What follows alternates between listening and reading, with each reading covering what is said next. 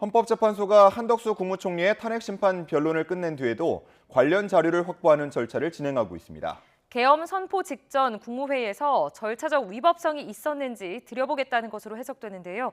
그만큼 선고는 더 늦어질 걸로 보입니다. 권준수 기자입니다. 헌법재판소가 한덕수 국무총리 탄핵 심판에서 국회 측이 신청한 검찰 수사 기록 인증 등본 송부 촉탁을 채택했습니다. 그동안 국회 측은 한 총리가 윤석열 대통령의 비상계엄 선포를 방조했다고 주장해왔는데 최상목 대통령 권한대행 부총리와 박성재 법무부 장관, 김용현 전 국방부 장관 등이 검찰 조사에서 어떤 진술을 했는지 살펴보며 계엄 전 국무회의에 절차적 위법성이 있었는지 따져보겠다는 의미로 풀이됩니다. 헌재가 지난달 19일 한 총리의 탄핵 심판을 한 차례 변론만으로 끝내면서 조만간 선고 기일이 정해질 거란 관측이 이어졌지만 대통령님을 잘 보좌하여 어려운 대내외 상황을 극복해 나가고자 하였으나 대통령님이 다른 선택을 하시도록 설득하지 못했습니다. 헌재가 국무위원들의 검찰 수사 기록 일체를 받아달라는 국회 측 요청을 받아들이면서 한 총리에 대한 선고가 당장 이번 주에 이뤄지긴 어려울 거란 분석이 나옵니다. 검찰은 보내야 할 자료가 어떤 것들인지 검토하고 있는데 이렇게 자료 요청을 받은 검찰이 헌재에 회신하는 시간과 재판부가 이를 또다시 심리하는 절차까지 고려하면 선고는 더 늦어질 수밖에 없다는 겁니다. 한 총리 탄핵 심판 선고를 윤 대통령보다 먼저 내려달라는 목소리도 나오는 가운데 헌재의 추가 자료 검토가 맞물린 선고 일정에 어떤 영향을 끼칠지 주목됩니다. YTN 권주수입니다. 윤석열 대통령 탄핵 심판이 최종 선고만을 남겨둔 가운데 전국 주도권 싸움도 치열해지고 있습니다. 여당은 헌법재판소에 한덕수 총리 탄핵 심판 결론부터 내라고 압박했고 야당은 마은혁 헌법재판관 후보자 임명 거부는 명백한 범죄라며 최상목 권한대행을 몰아세웠습니다. 정인용 기자입니다. 국민의힘 권성동 원내대표는 민주당의 29번 연쇄 탄핵 중 가장 야만적이고 폭력적인 탄핵이 국무총리와 감사원장 탄핵이었다고 비난했습니다. 증거도 쟁점도 없어서 모두 단 한 번의 변론으로 절차가 끝났는데 선고를 안 내리고 있다며 정치를 하는 거냐고 헌법재판소를 정조준했습니다. 특히 국정 리더십 공백과 대외적인 경제 불확실성 최소화를 위해서라도 한 총리 결론을 최우선적으로 내려야 한다고 주장했습니다. 전혀 이해할 수가 없고 지금 여러 가지 리더십의 공백을 조금이라도 메우기 위해서라도 우리 한덕수 총리에 대한 탄핵 심판은 빨리 결정을 해야 된다고 생각합니다. 한 총리 탄핵이 기각될 경우 민주당을 향한 비판 여론이 거세질 걸로 예상되는 데다 마은혁 헌법재판관 후보자 임명 보류 결정을 이어갈 수 있을 거란 계산이 깔렸다는 분석도 나옵니다. 반면 민주당은 마 후보자 임명을 거부하는 건 명백한 범죄라며 최상목 대통령 권한대행을 겨냥했습니다. 헌재가 마 후보자 임명 필요성을 확인해줬고 헌법은 나라의 최고 규범인데도 대놓고 이를 어기고 있다는 겁니다. 질서 유지에 모범이 돼야 될 대통령 권한대행이 아예 대놓고 최선두에서 법률이 아니라 헌법을 어기고 있습니다. 엄중한 책임이 기다리고 있다는 사실을. 박찬대 원내대표는 헌법을 부정하는 건 대한민국 공동체를 인정하지 않는 건데 최 대행이 헌법을 부정하면서 국민 통합을 언급했다며 암세포도 생명이란 말이나 다름없다고 날을 세웠습니다. 당내에선 최 대행이 대통령 탄핵 심판 결론을 앞둔 국면에서 민주당이 자신을 탄핵 소추하기 어려울 거란 정무적 판단 때문에 시간을 끄는 게 아니냐고 의심하는 목소리도 적지 않습니다. 한덕수 총리 탄핵 심판 결론 시점과 마은혁 헌법재판관 후보자 임명 시점까지 여야 대치가 격해지고 있는 건 이들 모두 대통령 탄핵 심판과 떼어놓고 볼 수 없는 사안이기 때문이란 분석입니다. YTN 정인용입니다.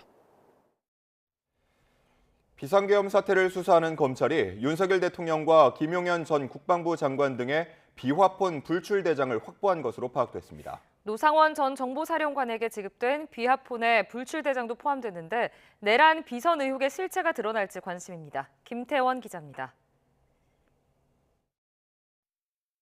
검찰은 지난 1월 말 비상계엄 관계자들의 비화폰 불출 대장을 대통령 경호처로부터 제출받았습니다.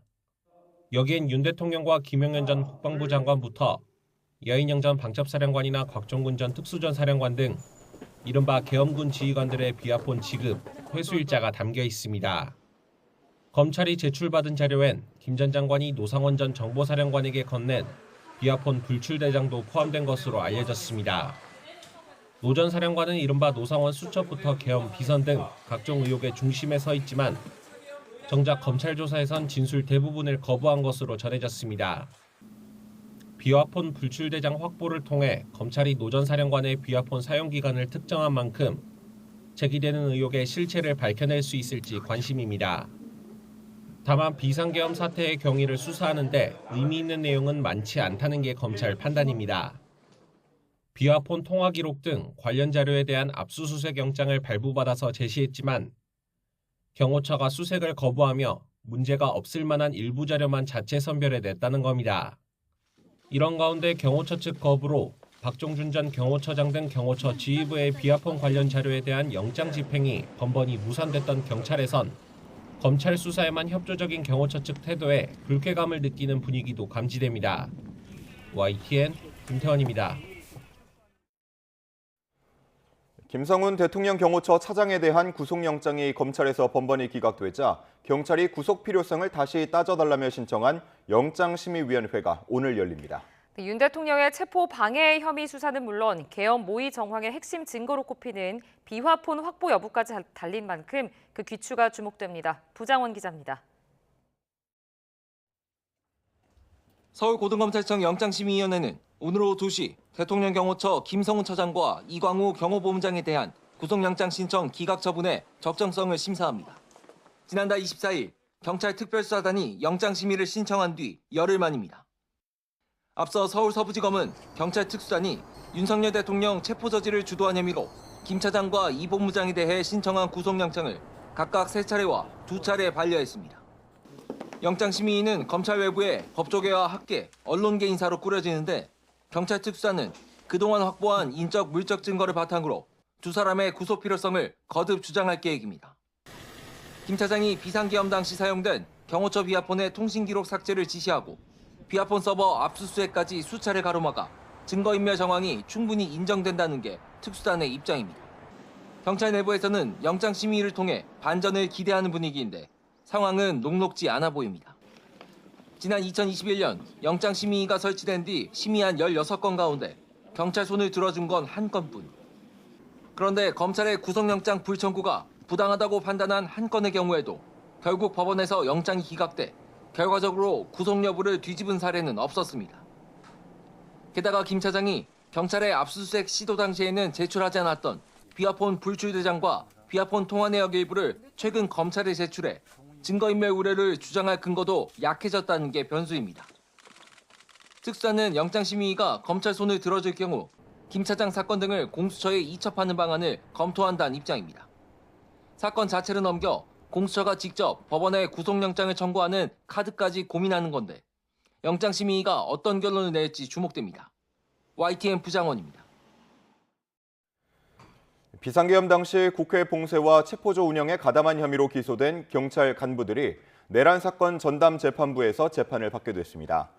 서울중앙지방법원은 윤승영 경찰청 국가수사본부 수사기획조정관과 목현태 전 국회 경비대장의 내란 중요임무 종사 혐의 사건을 형사합의 25부에 배당했습니다.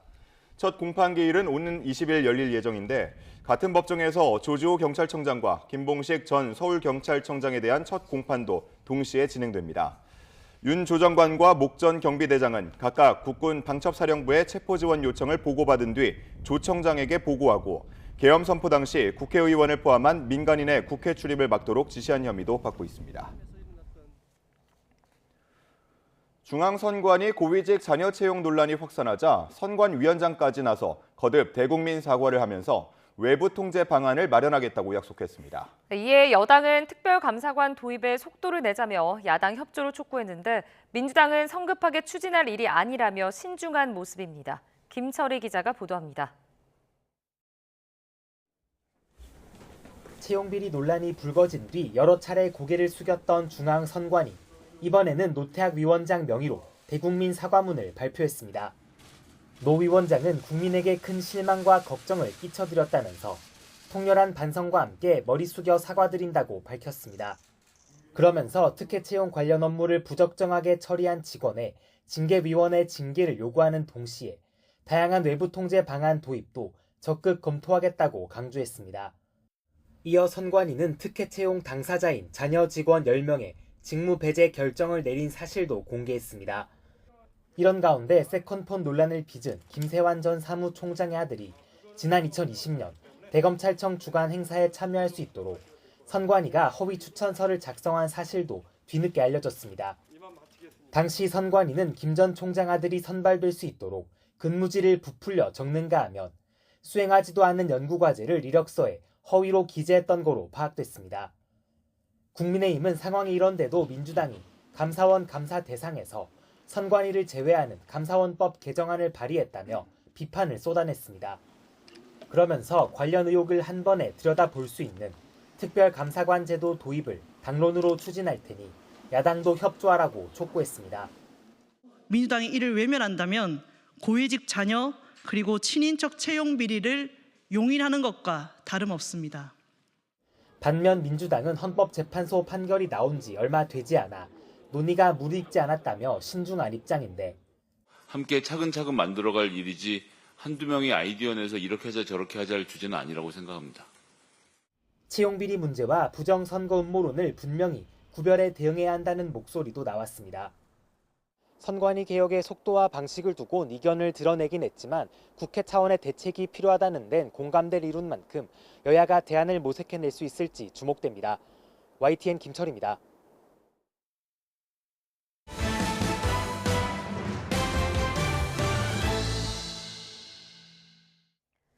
신원식 대통령실 국가안보실장은 트럼프 미국 대통령이 의회 연설에서 한국 관세가 미국보다 4배 높다고 언급한 데 대해 미국 측과 협의하고 있는 만큼 좋은 결말이 있을 것으로 생각한다고 말했습니다. 신 실장은 백악관 국가안보보좌관 등과의 회동을 위해 미국 공항에 도착한 뒤 기자들을 만나 트럼프 대통령이 연설에 대해 말하는 게 적절치 않다면서도 한미 간 관세는 거의 없는 것이어서 논의가 필요할 것 같다며 이같이 밝혔습니다. 또 우리 통상관계부처가 미국의 상무부나 무역대표부 등과 긴밀히 협의하고 있다며 양국 모두 윈윈할 수 있도록 노력하겠다는 의지를 갖고 있는 것으로 확인했다고 강조했습니다.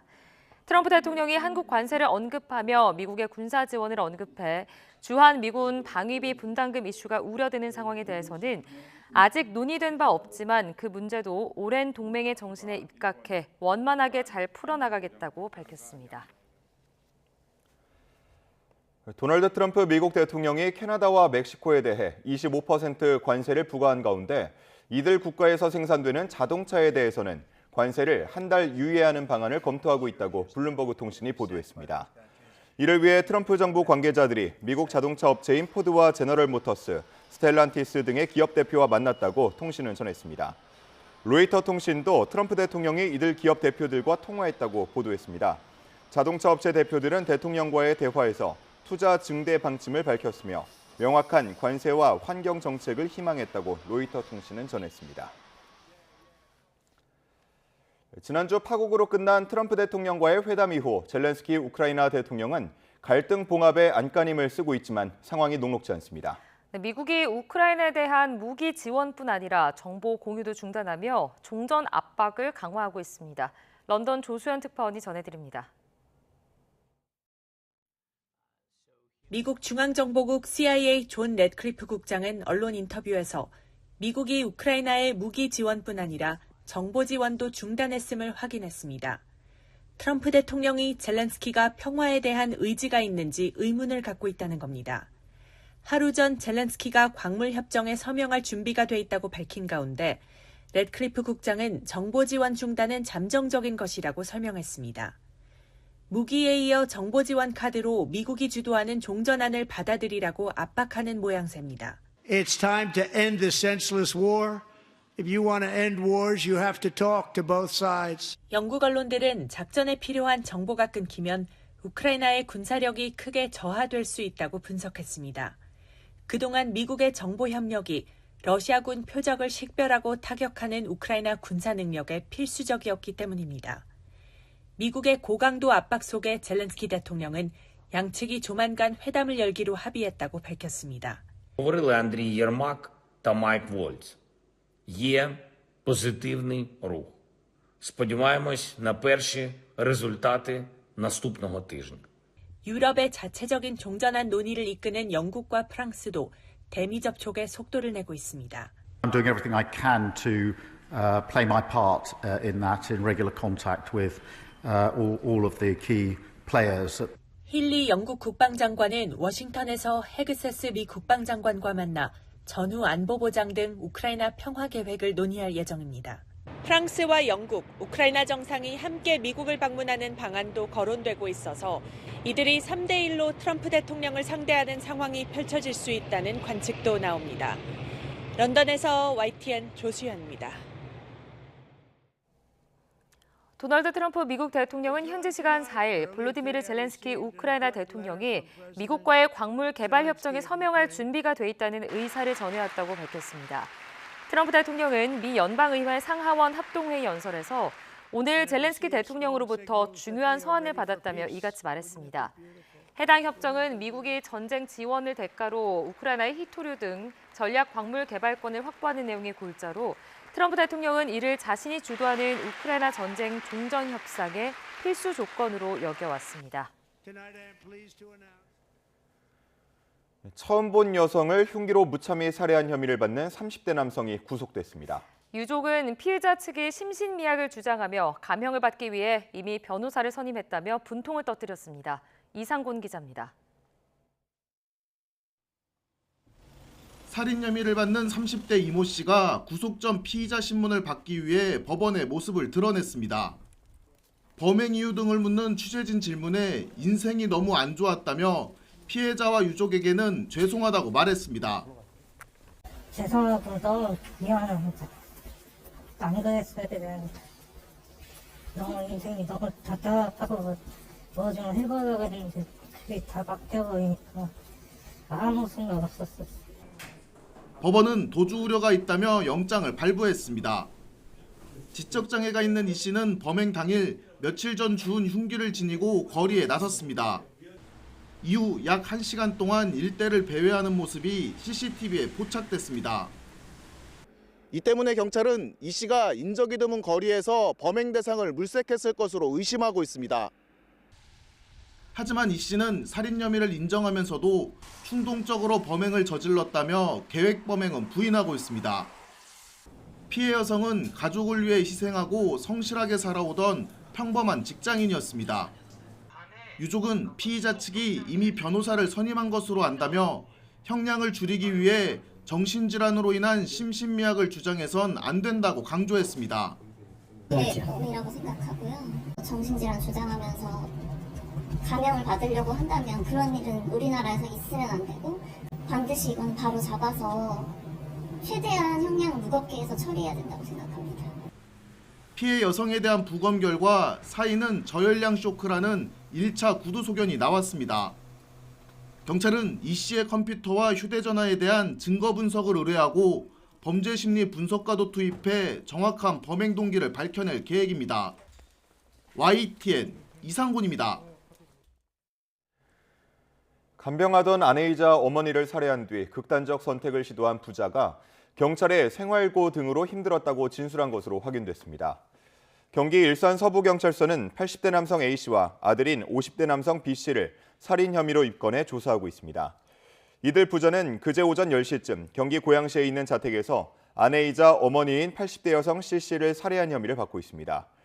이들은 그제 저녁 8시쯤 서울 잠실 한강공원에서 한강에 뛰어들었다가 소방에 구조됐는데 이후 현장에 도착한 경찰에 범행을 자백했습니다. 이들은 10년 전부터 건강이 악화돼 거동이 불편한 C씨를 요양보호사 없이 돌봐온 것으로 조사됐습니다. 어젯밤 전북 군산에서 승용차에 치인 고령의 여성이 숨져 경찰이 수사에 나섰습니다. 임실에선 음주운전 차량이 역주행을 하다가 다른 차를 추돌하는 등 크고 작은 교통사고가 잇따랐습니다. 밤사이 사건 사고 소식 배민혁 기자가 보도합니다. 한밤중 도로 한복판에서 구급대원들이 다급하게 심폐소생술을 이어갑니다. 7, 80대로 보이는 고령의 여성이 달리던 승용차에 치인 겁니다. 차가 밀리길래 봤더니 그 구급대원들이 CPR을 하고 있어가지고 조금 많이 위중하신 상황 같아 보이던데요. 심정지 상태로 병원으로 옮겨진 여성은 끝내 숨졌습니다. 경찰 조사에서 승용차 운전자는 숨진 여성을 보지 못했다는 취지로 진술한 것으로 전해졌습니다. 경찰은 신원 확인과 더불어 숨진 여성이 도로에 진입한 과정 등을 조사하고 있습니다. 흰색 승용차와 SUV 차량 모두 앞부분이 형체를 알아보기 힘들 정도로 찌그러졌습니다. SUV를 몬 60대 A씨가 동승자와 함께 술을 마신 뒤 운전대를 잡았고 역주행까지 하다 마주오던 차를 충돌했습니다. 승용차 운전자 등 모두 3명이 다쳐 병원 치료를 받고 있는데 A씨는 현장에서 경찰관의 음주 측정을 거부한 것으로 알려졌습니다. 이보다 2시간쯤 앞서 제주에선 1톤 화물차가 버스를 들이받았습니다. 심정지 상태로 병원으로 옮겨진 화물차 운전자는 일단 맥박을 회복한 것으로 파악됐습니다. 50대 버스기사도 다쳐 치료를 받았지만 승객이 타고 있지 않아 추가 피해는 없었습니다. 울산에선 승용차와 부딪힌 오토바이 운전자가 다리를 다쳐 병원으로 옮겨졌습니다. 경찰은 오토바이가 차선을 바꾸려다 사고가 난 것으로 보고 정확한 경위를 조사하고 있습니다. YTN 배민혁입니다. 최근 국내 금값이 크게 오르면서 국내외 시세 차익, 이른바 김치 프리미엄을 노린 금 밀수도 급증한 것으로 나타났습니다. 네, 캐리어 바퀴에 숨긴다든지 겉을 은으로 도금하는 등 수법도 다양해졌는데요. 당국은 여행객들이 금괴 운반책으로 이용당할 수 있다며 주의를 당부했습니다. 황혜경 기자입니다. 언뜻 보면 평범해 보이는 불상 조각입니다. 은회색이지만 알고 보면 속은 금괴입니다. 조각 5개 무게는 4.1kg, 시세로 6억여 원 상당. 홍콩에서 온 중국인이 벨트와 속옷 안에 숨겨 들여오다 적발됐습니다. 아예 목걸이 형태로 제작한 제품도 있고 금괴를 고리 모양으로 만들어 캐리어 바퀴 안쪽에 숨겨 들어오는 등 수법도 다양합니다. 지난 1, 2월에 적발된 금 밀수는 벌써 7건, 최근 연평균 3건이었던 데 비하면 급증한 상황입니다. 국제 금 시세보다 국내 금값이 폭등하는 이른바 김치 프리미엄을 노리고 밀수가 증가한 탓입니다. 우리나라에서 금을 밀수하다 적발되면 5년 이하의 징역 또는 관세액이 10배 등 벌금형을 받게 됩니다. 단순히 운반만 해준 경우에도 밀수입죄, 밀반송죄로 처벌될 수 있어서 주의가 필요합니다. 실제로 관세청이 최근 찰흙 형태로 가공한 금가루를 홍콩에서 우리나라를 거쳐 일본으로 보내려던 일당을 적발했는데 공짜 여행 등을 미끼로 일반인들을 유인해 운반책으로 활용한 것으로 드러났습니다. 국민들께서는 무료 항공권 제공 등에 현역되어 금을 단순 운반하는 경우에도 밀수입죄로 처벌받을 수 있으므로 각별한 주의를 당부드립니다. 관세청은 금 밀수 차단을 위해 우범 여행자나 화물에 대한 단속을 강화하고 홍콩, 일본 세관과도 정보 교환 등 공조를 강화해 나갈 방침입니다. YTN 황혜경입니다. 한 줄 뉴스입니다. 이복현 금융감독원장은 기업회생 절차에 들어간 홈플러스와 관련해 거래업체의 대금 정산 문제가 생길 수 있어 모니터링 중이라고 밝혔습니다. 토지 거래 허가구역 해제 후 서울 아파트값이 들썩이자 정부가 강남, 서초, 송파, 강동, 강남 4구와 마포, 용산, 성동, 이른바 마용성 등 주요 지역 거래 동향을 모니터링하고 합동 현장 점검에 나서기로 했습니다. 국토교통부가 올해 신축 매입 임대주택 4만 가구를 착공하겠다고 밝힌 가운데 입주 물량은 내년 중에 본격적으로 나올 전망입니다. 어제 개막한 인터배터리 2025에서 LG에너지솔루션, 삼성 SDI, SK온 등 국내 배터리 3사가 일제히 혁신 기술을 선보이며 각축전을 벌였습니다. 정부는 반도체와 배터리, 바이오 등 첨단 산업 분야 외국인 인재를 유치하기 위해 이번 달 중 톱티어 비자를 신설하기로 했습니다. 국토교통부와 항공안전기술원은 올해 드론 실증 도시 구축 사업과 드론 상용화 지원 사업 공모를 통해 26개 지방자치단체와 7개 드론 기업을 각각 선정했다고 밝혔습니다. 지금까지 한 줄 뉴스였습니다. 기업 회생 절차에 돌입해 충격을 준 대형마트 업계 2위 홈플러스. 가장 큰 원인은 부진한 실적이었습니다. 각종 규제, 이커머스의 공세에 밀려 설 자리를 잃어가고 있는 대형마트의 현실을 잘 보여줬다는 점에서 업계 위기감이 커지고 있습니다. 오동건 기자가 취재했습니다. 신용등급 강등의 기업회생 절차라는 벼랑 끝 카드를 던진 홈플러스. 지난해 온라인 매출이 1조 5천억 원을 돌파하며 성장 가능성을 보여준 만큼 홈플러스 측은 신용등급 강등을 이해할 수 없다는 분위기였습니다. 매출도 성장했고 부채 비율도 감소가 됐고 크게 달라진 점이 없고 저희도 뜻밖이었습니다. 하지만 홈플러스는 지난 20년 흑자를 끝으로 2021년부터 매년 1,300억에서 2,600억 원씩 영업 손실을 기록했습니다. 이런 추세는 다른 대형마트도 크게 다르지 않습니다. 지난해 오프라인 매장 실적을 보면 이마트, 롯데마트 모두 영업이익이 감소했습니다. 유통업체 매출 중 대형마트가 차지하는 비중은 점점 줄어들더니 지난해에는 11.9%까지 떨어졌습니다. 반면 이커머스는 쿠팡이 업계 최초로 매출 40조 원을 돌파하는 등 빠르게 성장하고 있습니다. 이처럼 대형마트가 밀리는 상황이지만 각종 규제는 여전히 영업에 발목을 잡고 있습니다. 대형마트는 격주 주말 의무 휴업일을 지정해야 하고 영업시간도 제한받고 영업시간 외 온라인 배송도 할 수 없습니다. 온라인 배송 시간 제한이 있었죠. 특히 치명적인 게 새벽 배송이 금지되어 있습니다. 그런데 대부분의 우리 식재료 같은 거 주문할 때는 새벽 배송을 많이 이용하죠. 최근 이커머스 업체들은 주 7일 배송을 무기로 신선식품 배송까지 강화하며 대형마트를 위협하고 있습니다. 이런 상황에 각종 규제까지 더해져 핸디캡을 안고 싸워야 하는 마트업계의 어려움은 가중되고 있습니다. YTN 오동건입니다.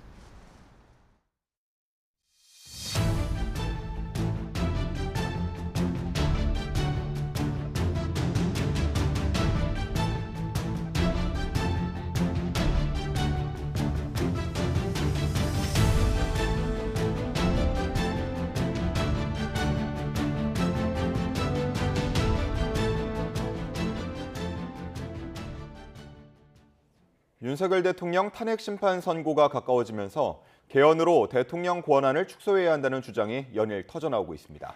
개헌 논의에 상대적으로 소극적인 민주당 이재명 대표를 향한 정치권의 압박 수위가 높아지는 형국입니다. 황보혜경 기자입니다. 여야 정치 원로들이 서울역 광장에 모였습니다. 대통령과 중앙정부의 권력이 집중된 지금 헌법으론 탄핵 등 비극이 되풀이될 수밖에 없다며 개헌을 촉구하는 대국민 서명운동에 나선 겁니다. 앞으로 대통령 또 뽑아놓으면 또 이렇게 될 가능성이 충분히 있습니다. 그래서 이번에는 반드시 선개헌 부대통령 선거를 해야 된다고 생각하는데 이를 위해 국민이 직접 헌법 개정에 참여할 수 있는 제도 도입을 공식 제안했습니다. 여야 대권 잠룡들도 연일 개헌론을 띄우며 개헌 논의에 적극적이지 않은 민주당 이재명 대표를 압박하는 분위기입니다. 비명계 김두관 전 의원은 이 대표를 향해 임기 2년 단축 개헌을 약속하라고 촉구했고 국민 통합과 국가 발전을 위해 임기 2년 정도는 가감히 포기하는 통큰 정치인이 되길 바랍니다. 국민의힘 안철수 의원은 개헌이 이뤄지지 않으면 다음 대통령이 누가 되든 불행해질 수밖에 없다고 주장했습니다. 국민의힘 한동훈 전 대표는 야당의 탄핵 남발을 막기 위해서라도 개헌이 필요하다며 이재명 대표는 대통령을 자신의 사법 리스크를 피하기 위한 수단으로 생각하는 것 같다고 날을 세웠습니다. 이 대표 측은 개헌은 이 대표가 훨씬 더 많은 얘기를 해왔다며 개헌에 미온적이란 일각의 비판을 일축하면서도 지금은 내란 종식이 우선이란 입장을 거듭 강조했습니다. 국민의힘은 개헌 특위를 꾸리고 자체 개헌안 마련에 착수했는데 일각에선 이재명 대표 고립 전략에 나섰다는 분석도 나옵니다. 민주당은 개헌 논의는 시기상조라며 선을 긋고 있지만 조기 대선이 현실화할 경우 개헌 입장을 아예 내놓지 않기는 어려울 거로 보입니다. YTN 황보혜경입니다. 국회 과방위에서는 윤 대통령의 내란 우두머리 혐의를 지적한 더불어민주당과 같은 논리라면 이재명 대표도 법인카드 유용범이라고 불러야 한다는 국민의힘 사이에 설전이 벌어졌습니다. 네, 류희림 방송통신심의위원장의 청부 민원 의혹과 관련해선 방심위 직원이 기존 증언과 정반대 진술을 하기도 했습니다. 이준엽 기자가 보도합니다. 국민의힘은 윤 대통령의 내란죄가 확정인 것처럼 보도해서는 안 된다는 이진숙 방송통신위원장의 과거 발언을 다시 소환했습니다. 윤 대통령을 내란 우두머리라 부르는 논리대로라면 민주당 이재명 대표도 기소된 혐의들을 모두 붙여 부를 수 있다고 맹비난했습니다. 그런 논리라면 이재명 대표는요, 법카 유용범입니다. 그리고 제3자 뇌물법 위반범이죠. 그리고 선거법 위반범이기도 하고 위증교사범이기도 합니다. 이에 민주당에서도 비상계엄을 한 게 누구냐, 적당히 좀 하라고 맞받으며 고성이 오가기도 했는데 이준석 위원장을 향해서도 여전히 윤 대통령의 내란을 감싸는 모습을 보인다며 날을 세웠습니다. 이미 검찰의 기소 내용에도 포함돼 있고 헌법재판소에서 다뤄지고 있는 내용 모두에서 내란 우두머리라고 하는 표현이 계속해서 나오는데 여전히 윤석열에 대한 옹호를 하고 있는 겁니다. 회의에선 류일인 방심위원장이 뉴스타파 인용 보도를 심의해달라고 민원을 넣도록 주변에 사주했다는 청부 민원 의혹에 방심위 직원이 그동안의 증언을 번복하기도 했습니다. 지난해 청문회 등에서 류 위원장에게 친동생의 민원 사실을 보고한 적 없다고 말해왔지만 실은 보고했다는 겁니다. 또 자신이 국민권익위원회 조사에서 보고한 적이 없다고 꾸며내 진술을 하자 류 위원장이 잘 챙겨주겠다며 다독였다고도 진술했습니다. 사실과 다른 내용을 위원님들께 말씀드리면서 양심의 가책과 심적 고통을 많이 겪었습니다. 그래서 있는 사실대로 이렇게 말씀드리는 게 맞겠다 싶었고요. 방심위 노조 등은 류 위원장이 친동생의 민원 신청 사실과 이해충돌 의무를 미리 알았다고 주장해왔지만 당사자는 한사코 이를 부인해왔습니다. 가족으로 추정되는 류 땡땡의 민원 신청 현황을 보고받은 사실이 있습니까? 없습니다.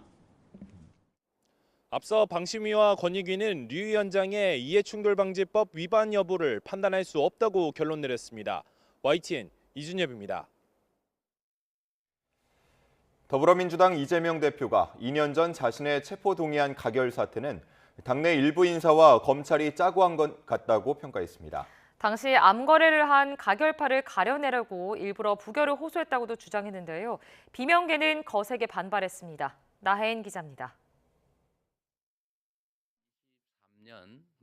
유튜브 방송에 출연한 이재명 대표는 지난 2023년 2월 10표 차로 간신히 부결됐던 1차 체포동의안 표결 결과가 더 충격이었다고 했습니다. 7달 뒤 검찰이 다시 구속영장을 청구했을 땐 체포동의안 가결을 예상했다는 겁니다.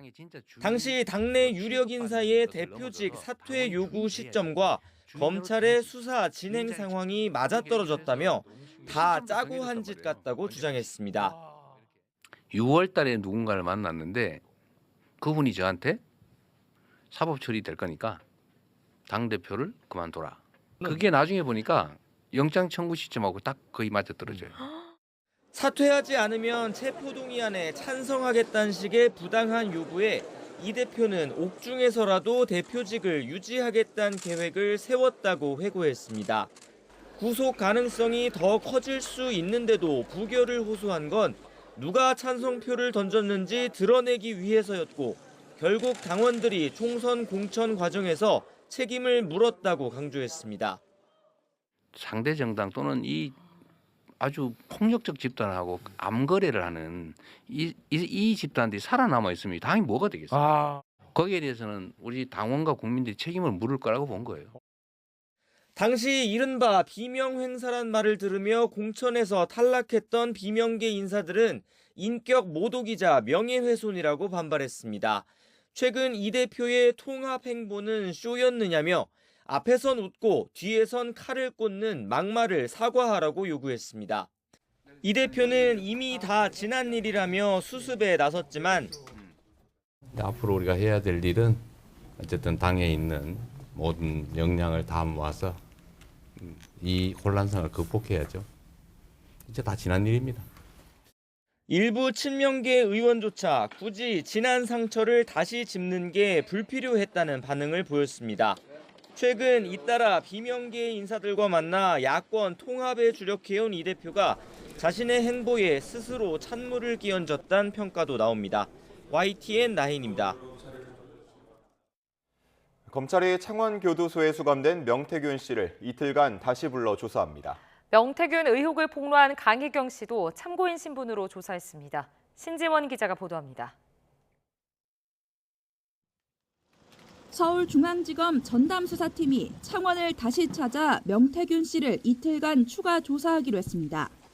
명 씨가 창원 교도소에 수감 중인 만큼 출장 형태로 조사하는 겁니다. 앞서 검찰은 지난달 27일과 28일에도 명 씨를 창원지검으로 불러 조사했습니다.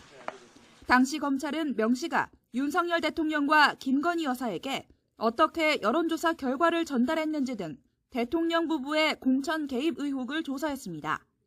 또 지난해 명 씨와 김 여사가 주고받은 텔레그램 대화 내용을 토대로 김 여사가 22대 총선 당시 김영선 전 의원의 공천에도 개입했는지 확인할 방침입니다. 이 밖에 검찰은 공천 개입 의혹을 제기한 강혜경 씨 등 명 씨가 실소유주였던 여론조사 업체 관계자들을 불러 다른 정치인들의 연루 의혹도 조사하고 있습니다. 지난 2021년 무렵 오세훈 시장의 후원자가 비공표 여론조사 비용 3,300만 원을 대납했다거나 홍준표 대구시장의 측근들이 수천만 원을 차명으로 제공했다는 의혹인데 당사자들은 전면 부인하고 있습니다.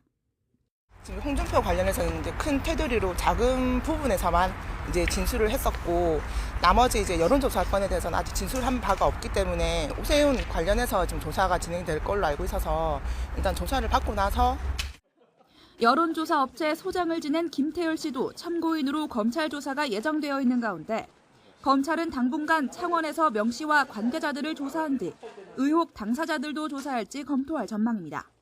YTN 신지원입니다.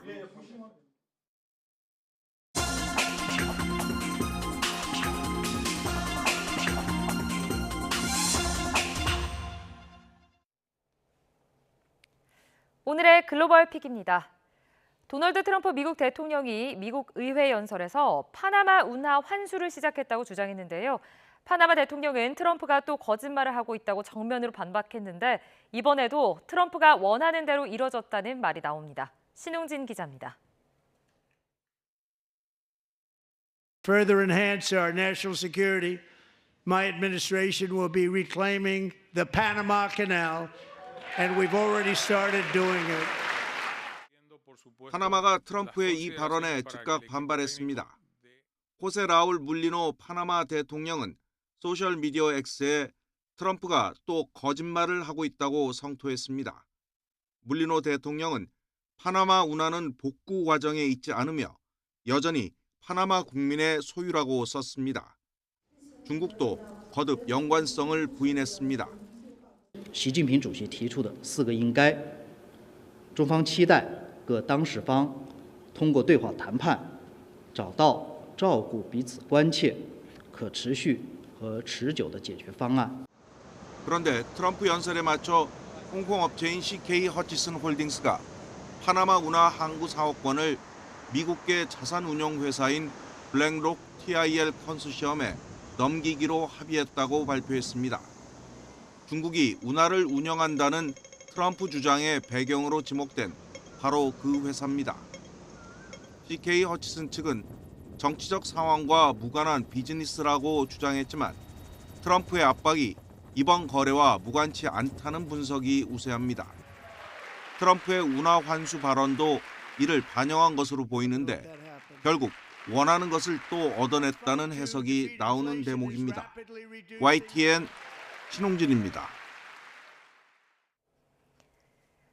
폐렴으로 재임 중 최장기 입원 중인 프란치스코 교황이 평온한 밤을 보냈다고 교황청이 밝혔습니다. 교황청은 현지 시각 5일 아침 언론 공지에서 로마 제멜리 병원에 20일째 입원 중인 교황이 밤새 잘 쉬었고 또 오전 8시 직후에 기상했다고 전했습니다. 교황은 지난 3일 2차례 급성 호흡 부전을 겪은 뒤 절대적인 안정을 취하며 하루를 보냈는데요. 추가적인 호흡기 문제는 발생하지 않았고 발열도 없었지만 지난 밤 사이 호흡 보조기에 의존한 것으로 전해졌습니다. 지난 2022년 12월 의회를 해산하려다 실패한 페드로 카스티오 전 페루 대통령이 반역죄 등의 혐의로 재판을 받기 시작했습니다. 첫 재판은 카스티오 전 대통령이 구속 수감된 경찰 부대 안 법정에서 열렸는데요. 검찰은 카스티오에게 징역 34년을 구형할 계획입니다. 카스티오 전 대통령에게 적용된 혐의는 반역죄와 중대 직권남용 그리고 공공안전교란죄 등입니다. 파키스탄 북서부에서 폭발물을 실은 차량 2대가 군 시설로 돌진하면서 아동 7명을 포함해 민간인 13명과 군인 5명이 숨지고 수십 명이 다쳤습니다. 현지 시각 4일 파키스탄 북서부 카이버 파크툰쿠아주 반누 지역에서 2대의 차량이 군부대 벽을 들이받은 뒤 폭발했습니다. 이 폭발로 군부대 인근 주택과 모스크, 시장 등의 건물이 무너졌고 또 근처에 있던 시민들이 잔해에 깔리면서 13명이 숨지고 30여 명이 다쳤습니다. 또 군인과 반군 간의 총격전도 벌어지면서 군인 5명과 반군 6명이 숨졌습니다. 지금까지 글로벌 픽이었습니다. 서울 도심에서 합법적인 홀덤펍인 것처럼 꾸며놓고 실제로는 불법 도박장을 운영한 업주 등이 무더기로 검거됐습니다. 1년 반 동안 은밀하게 장소를 바꿔가며 도박장을 운영했는데 판돈이 70억 원에 달하는 것으로 조사됐습니다. 윤웅성 기자입니다. 경찰 수사관들이 사설 도박장을 급습했습니다. 포커 테이블 주변에 앉아있는 이용객들에게 차례대로 수갑을 채웁니다. 경찰이 불법 도박장을 운영한 40대 업주 A씨를 붙잡았습니다. A씨는 동업자 2명과 함께 재작년 4월부터 1년 6개월 동안 서울 광진구와 동대문구, 강남구 등 일대에서 홀덤펍으로 꾸민 도박장을 운영한 혐의를 받습니다. 홀덤펍에서 게임칩을 돈으로 바꿔주면 불법인데 이들은 칩을 환전해주고 판돈 일부를 수수료로 챙겼습니다. A씨 등이 운영한 불법 도박장 3곳에서 오간 판돈은 70억 원에 달하는 것으로 파악됐습니다. 이들은 텔레그램 등 SNS를 통해 손님을 모집하고 도박장 안팎에 CCTV를 설치해 신원이 확인된 사람만 입장시키며 단속을 피해왔습니다. 장소 넘겨가고 시간도 뭐 이렇게 정해진 게 아니고 텔레그램으로 딱 시간 맞춰가지고 오늘은 뭐 저녁에 열었다가 오늘은 뭐 낮에 열었다가. 경찰은 A씨 등 업주와 종업원들은 물론 수천만 원을 베팅한 상습 이용객 등 88명을 무더기로 검거했습니다. 경찰은 A씨 등의 범죄 수익 3억여 원을 몰수해 추징보전 조치하고 불법 도박장에 대한 단속을 이어갈 계획입니다. YTN 윤웅성입니다. 제주와 필리핀을 오가는 전세기가 승객을 태우지 않고 제주로 가는 바람에 현지에 발이 묶였던 관광객 170여 명이 제주에 도착했습니다. 관광객들은 지난 3일 귀국을 위해 공항으로 가던 중 가이드가 제주로 못 갈 것 같다고 얘기해 황당했다며 일정이 늦어져 불편했다고 말했습니다. 초등학교 입학 예정이던 학생 1명도 이번 일로 입학식을 놓치기도 했습니다. 국내 여행사 측은 항공편은 현지 여행사 담당이고 추가 체류 기간 관광객들의 불편이 없도록 조치했다고 밝혔습니다. 앞서 지난 3일 전세기가 빈 채로 제주로 가는 바람에 필리핀에서 귀국 예정이던 관광객 170여 명이 이틀 동안 현지에 발이 묶였습니다. 당분간 큰 일교차에 대비를 하셔야겠습니다. 낮에는 기온이 10도 안팎으로 올라 포근하겠지만 아침 저녁으로는 쌀쌀함이 감돌겠는데요. 가벼운 겉옷 여러 벌로 체온 조절하시는 게 좋겠습니다. 포근한 날씨 속에 스모그가 유입돼서 점차 공기는 탁해지겠습니다. 오전에는 수도권 지역에서, 오후부터는 충청과 호남 지방에서, 밤부터는 제주도에서 초미세먼지 농도가 나쁨 수준으로 오르겠습니다. 오늘 전국 하늘 구름이 많은 가운데 아침까지 남해안과 제주도에는 빗방울이 떨어지겠습니다. 오후부터 저녁 사이에는 강원 남부와 경북, 경남 동부 지역에 약한 비가 예상되고요. 산간에서는 눈이 조금 쌓이는 곳이 있겠습니다. 중부 내륙 지역은 출근길에 안개독이기 때문에 교통 안전에 주의하셔야겠습니다. 현재 기온은 서울이 0.6도 등 중부지방은 어제보다 조금 낮게 출발하고 있고요. 낮이 되면 서울 10도 등 대부분 10도 안팎까지 올라 포근하겠습니다. 날씨였습니다. 이상으로 뉴스타트 1부 마칩니다. 잠시 후 2부가 이어집니다. 함께해 주신 여러분 고맙습니다.